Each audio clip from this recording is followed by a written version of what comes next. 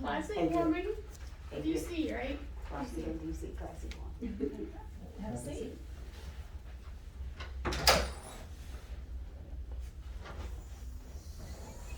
So tell us what fibromyalgia is and how it has impacted your life. Fibromyalgia is a central nervous system disease or disorder, and it affects the body by widespread pain. It affects the organs. It affects, you get brain fog. You have intestinal issues, sleeping issues, and things of that nature. And the way that it affected me is it stopped my life because it can be very debilitating. It can make you. Are you nervous? Just a little. Just talk us through it. Yeah. Just talk us through it. Well, I think more than nervous, I think that speaking about fibromyalgia can be very challenging because it's personal and it affects me so bad because it can be very debilitating. It can put you in your bed for weeks.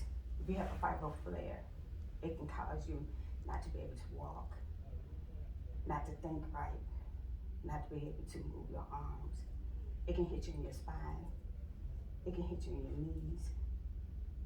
You have swelling in the body and different things like that. So it can be very challenging.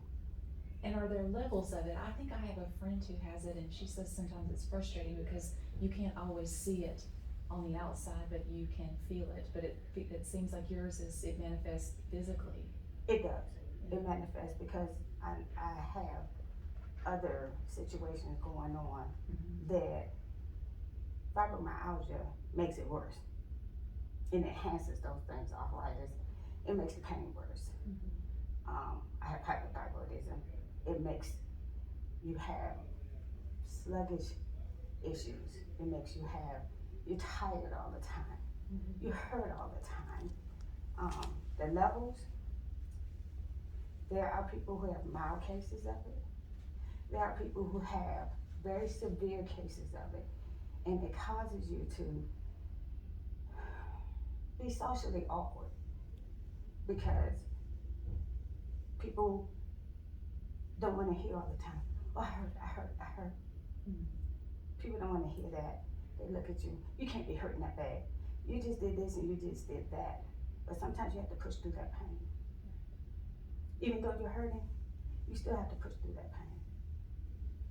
Thank you for sharing that. Well, you mentioned your other passions.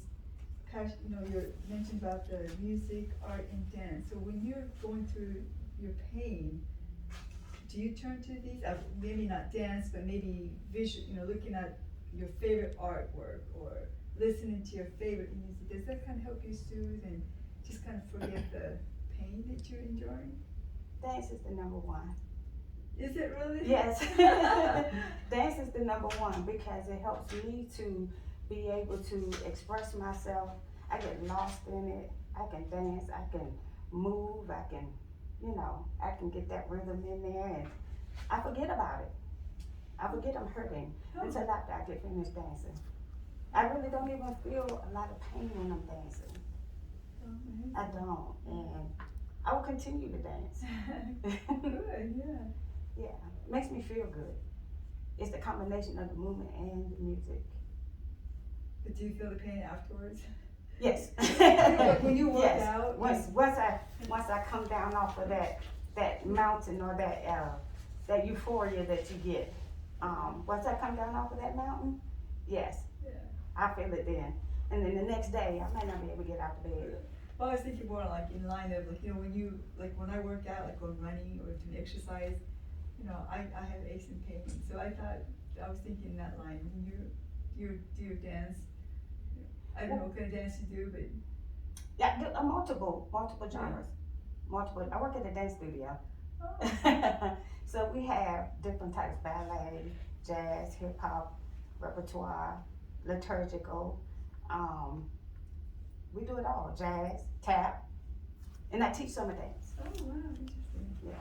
So I get to interact with the kids and I get to push myself and dance with the children. Even when you're hurting? Yes, Oh, you must be able to handle pain, you have a high tolerance, yes, I do. you're So I can be hurting right now and I'll look at you and smile.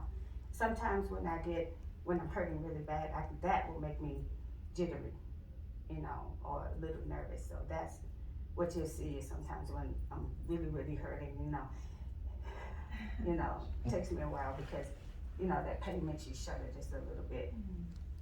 Wow.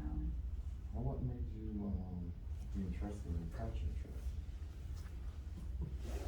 It started off with watching when I was a little girl, and I was like, man, I wish I could do that.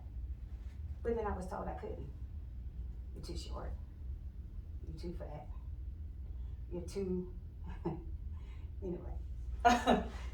Then I had to go to being older and wishing that I could do that. And somebody said, oh, well, you can. As a matter of fact, why don't you come on to Royal Productions? And I said, me? No.